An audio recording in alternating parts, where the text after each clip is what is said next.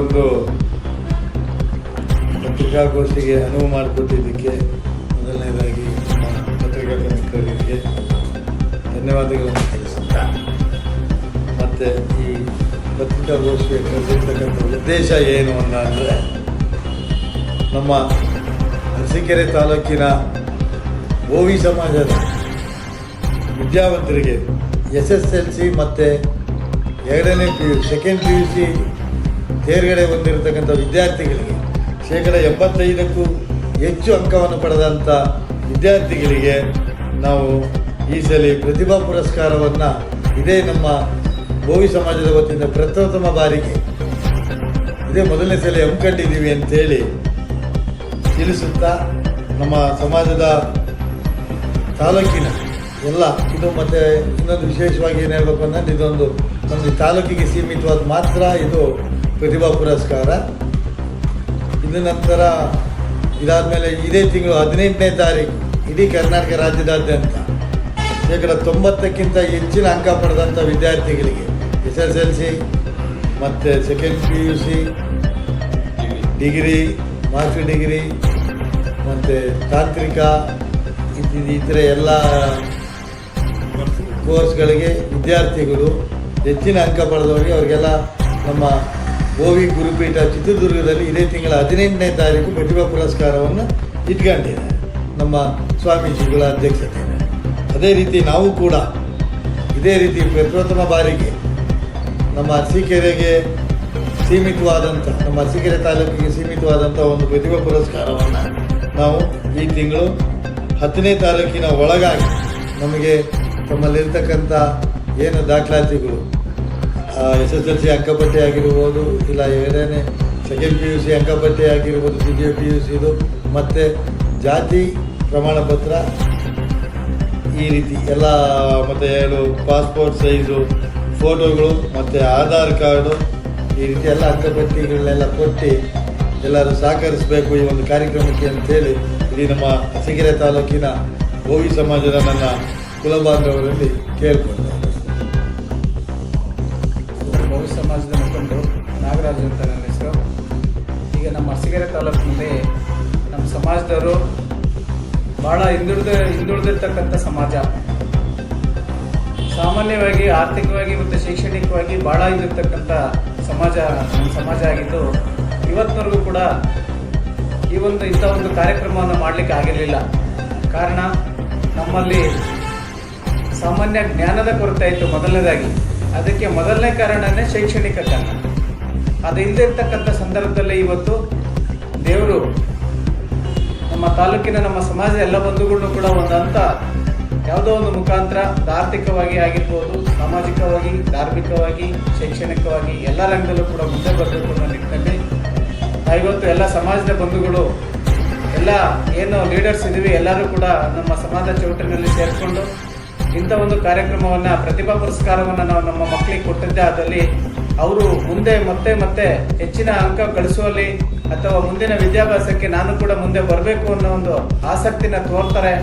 ಆ ಕಾರಣದಿಂದ ನಾವು ಮಕ್ಕಳಿಗೆ ಪ್ರತಿಭಾ ಪುರಸ್ಕಾರವನ್ನು ಕೊಟ್ಟರೆ ಮುಂದೆ ಹಿಂದೆ ಇರ್ತಕ್ಕಂಥ ವಿದ್ಯಾರ್ಥಿಗಳಾಗಿರ್ಬೋದು, ಈ ವಿದ್ಯಾರ್ಥಿಗಳು ಇನ್ನೂ ನಾನು ಹೆಚ್ಚಿನ ಒಂದು ಆಸಕ್ತಿ ವಹಿಸಿ ಶೈಕ್ಷಣಿಕವಾಗಿ ನಾನು ಮುಂದೆ ಬರಲಿಕ್ಕೆ ಕಾರಣ ಆಗಬೇಕು ಅನ್ನೋ ಒಂದು ಭಾವನೆ ಅವರಲ್ಲಿ ಮೂಡುತ್ತೆ ಅನ್ನೋ ಒಂದು ಕಾರಣಕ್ಕೆ ಅವರಿಗೆ ಈ ಒಂದು ತಿಳುವಳಿಕೆ ಪ್ರತಿಭಾ ಪುರಸ್ಕಾರದ ಜೊತೆಯಲ್ಲಿ ಅವರಿಗೆ ತಿಳುವಳಿಕೆ ಕೊಟ್ಟು ಮುಂದಿನ ಒಂದು ಹಾದಿ ಹೇಗಿರಬೇಕು ಅನ್ನೋದು ಕೂಡ ಅವ್ರಿಗೆ ತಿಳಿಸ್ಕೊಡ್ಬೇಕು. ಮುಂದಿನ ಏನೇ ಆಗಿದ್ರು ಕೂಡ ನಾವು ಮುಂದಿನ ಜೀವನದಲ್ಲಿ ನಾವು ಸಾಧನೆ ಮಾಡಬೇಕು ಅಂದರೆ ಮೊದಲನೇದಾಗಿ ನಮಗೆ ವಿದ್ಯಾರ್ಹತೆ ಮುಖ್ಯ. ಯಾಕೆಂದರೆ ತಿಳುವಳಿಕೆ ಇಲ್ಲದರೆ ನಾವು ಎಲ್ಲಿ ಹೋಗಿ ಏನು ಮಾಡ್ಲಿಕ್ಕೆ ಸಾಧ್ಯ. ಯಾವುದೇ ಒಂದು ವ್ಯವಹಾರ ಮಾಡ್ಲಿಕ್ಕೆ ಆಗಿರ್ಬೋದು, ಯಾವುದೇ ಒಂದು ರಾಜಕೀಯವಾಗಿ ಆಗಿರ್ಬೋದು, ಆರ್ಥಿಕವಾಗಿ ಆಗಿರ್ಬೋದು, ಎಲ್ಲ ರಂಗದಲ್ಲೂ ಕೂಡ ನಮಗೆ ಮೊದಲನೇ ಬೇಕಾಗಿದ್ದು ವಿದ್ಯಾರ್ಹತೆ ಅನ್ನೋದು 2 ಅಕ್ಷರ ನಮ್ಮ ತಲೆ ಒಳಗಿದ್ರೆ ನಾವು ಜೀವನದಲ್ಲಿ ಏನು ಬೇಕಾದ್ರೂ ಸಾಧನೆ ಮಾಡಬಹುದು ಅನ್ನೋ ನಿಟ್ಟಿನಲ್ಲಿ ನಮ್ಮ ಮಕ್ಕಳನ್ನ ನಮ್ಮ ಹಿಂದೆ ಏನಿದ್ರು ನಮ್ಮ ಪೂರ್ವಜರು ಯಾರು ಕೂಡ ವಿದ್ಯಾಭ್ಯಾಸ ಮಾಡಿಲ್ಲ. ಕೆಲವೇ ಬೆರಳೆಣಿಕೆಯಷ್ಟು ಜನ ಮಾತ್ರ ವಿದ್ಯಾಭ್ಯಾಸವನ್ನು ಮಾಡಿ ಮುಂದೆ ಬಂದಿರತಕ್ಕಂಥದ್ದು. ಇವತ್ತು ಅದೇ ರೀತಿ ಮುಂದುವರಿಯೋದು ಬೇಡ. ನಮ್ಮ ಮಕ್ಕಳಿಗೆ ಭವಿಷ್ಯ ಉಜ್ವಲವಾಗಲಿ, ಒಳ್ಳೆಯದಾಗಲಿ ಅನ್ನೋ ಮನಸ್ಸಿಂದ ಇವತ್ತೆಲ್ಲರೂ ಕೂಡ ಸೇರ್ಕೊಂಡು ಪ್ರತಿಭಾ ಪುರಸ್ಕಾರವನ್ನು ಹಮ್ಮಿಕೊಂಡಿದ್ದೀವಿ. ದಿನಾಂಕ ಇನ್ನೂ ನಿಗದಿ ಆಗಿಲ್ಲ. ಹಾಗಾಗಿ ನಮ್ಮ ಸಮಾಜದ ಬಂಧುಗಳಲ್ಲಿ ನಾನು ಮನವಿ ಮಾಡ್ಕೊಳ್ಳೋದೇನೆಂದ್ರೆ, ಯಾರು ತಮ್ಮ ಮಕ್ಕಳ ವಿದ್ಯಾಭ್ಯಾಸ ಸರ್ಟಿಫಿಕೇಟ್ ಅಲ್ಲಿ SSLC ಆಗಿರ್ಬೋದು, PUC ಆಗಿರ್ಬೋದು 85% ಇಂದ ಮೇಲಿರ್ತಕ್ಕಂಥ ವಿದ್ಯಾರ್ಥಿಗಳ ಅಂಕಪಟ್ಟಿ ಮತ್ತೆ caste certificate, photo, Aadhaar card ಇಷ್ಟು ದಾಖಲಾತಿಯನ್ನ ಈಗೇನು ನಾವು ನೇಮಕ ಮಾಡಿದೀವಿ, ಕಾಂತರಾಜು ಮತ್ತೆ ಕಾರ್ತಿಕ್ ಮತ್ತೆ ಲಲಿತ್ ಕುಮಾರ್ ವಕೀಲರು, ಈ 3 ಜನಕ್ಕೆ ತಮ್ಮ ದಾಖಲಾತಿಯನ್ನು ಕೊಟ್ಟು ನಿಗದಿತ ಸಮಯಕ್ಕೆ ನೋಂದಾಯಿಸಿಕೊಂಡು ಪ್ರತಿಭಾ ಪುರಸ್ಕಾರಕ್ಕೆ ಬಂದು ಸಹಕಾರ ಮಾಡಿ ಎಲ್ಲ ಸಹಕಾರ ಮಾಡಬೇಕು ಅಂತೇಳಿ ನಮ್ಮ ಸಮಾಜದ ಬಂಧುಗಳು ಮತ್ತು ಹಾಗೂ ನಮ್ಮ ಎಲ್ಲ ಬಂಧು ಮಿತ್ರರಿಗೂ ಕೂಡ ನಾನು ಈ ಮೂಲಕ ತಿಳಿಯಲು ಇಚ್ಛೆ ಪಡ್ತೇನೆ. ಶಿವಣ್ಣ ಅಂತ, ಪಡುನಳ್ಳಿ ಶಿವಣ್ಣ ಅಂತ, ಗೋವಿ ಸಮಾಜದ ಮುಖಂಡರು. ಮೊದಲನೇದಾಗಿ ಪತ್ರಿಕಾ ಮಿತ್ರರಿಗೆ ಧನ್ಯವಾದಗಳು ತಿಳಿಸ್ತಾ, ನಾವು ಇದೇ ಮೊದಲನೇ ಬಾರಿಗೆ ನಮ್ಮ ಅರಸೀಕೆರೆ ತಾಲೂಕಿನಲ್ಲಿ ಪ್ರತಿಭಾ ಪುರಸ್ಕಾರವನ್ನು ಹಮ್ಮಿಕೊಂಡಿರೋದು ಇದೇ ಮೊದಲನೇ ಬಾರಿಗೆ. ಇದಕ್ಕೆ ನಮ್ಮ ನಾಗಣ್ಣವ್ರು ಹೇಳಿದಂಗೆ ಸುಮಾರು ಕಾರಣಗಳು ಇದೆ. ನಮ್ಮಲ್ಲಿ ಶೈಕ್ಷಣಿಕವಾಗಿ, ಆರ್ಥಿಕವಾಗಿ ಮೊದಲನೇದಾಗಿ ಕೂಲಿ ಮಾಡ್ಕೊಂಡು ಜೀವನ ಮಾಡ್ತಕ್ಕಂಥ ಜನಾಂಗ ನಮ್ಮದು.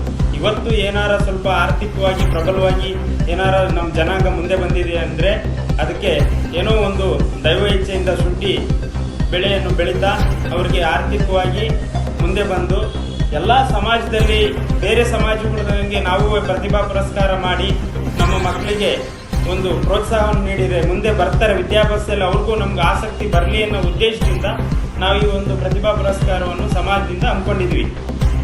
ಹಾಗೆ ಮುಂದೆ ಇದೊಂದೇ ಅಲ್ಲದೆ ಸಮಾಜದ ಏಳಿಗೆಗಾಗಿಯೇ ಕೆಲಸ ಮಾಡಬೇಕು.